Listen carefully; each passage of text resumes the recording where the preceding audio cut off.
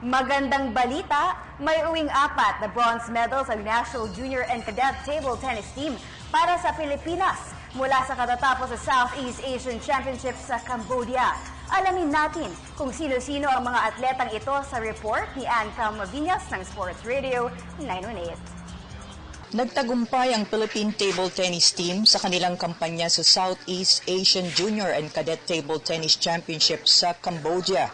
Kumolekta ang national players ng 4 na bronze medals sa kompetisyon na nagmula kina Dino Marcelo, Elijah Yamson at Neo Laudato ng Under-15 Boys Team.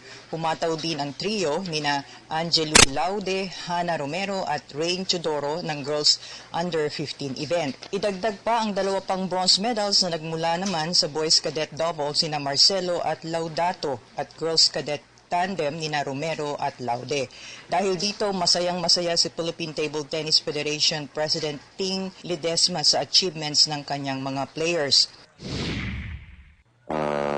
Dahan-dahan na pag-angat ng ating mga kabataan sa ating bansa sa level ng playing field, no?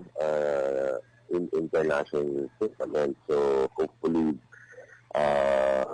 maging mas masipag pa yung mga bata mag-training para naman lalo pa silang gumaling at tumaas pa ang level nila para mapaghandaan pa yung mga future international tournament. Nangako rin si Ledesma na susundan agad ang international exposures ng mga ping-pong players upang magtuloy-tuloy ang maganda nilang performance. Kailangan kompleto lahat yan, hindi pwede may mawala. No, meron na tayong foreign coach. The kids says every day they are training hard, very hard. Then the preparation is good always, no. So wala nang iba kundi international exposure.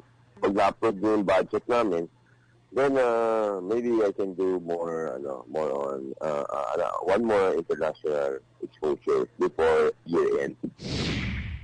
Dahil sa panalo, nahigitan ng national team ang 2 bronze medal na kanilang nakamit noong nakaraang taon. Para sa PTV Sports, Ann Calmavinas, Sports Radio 918.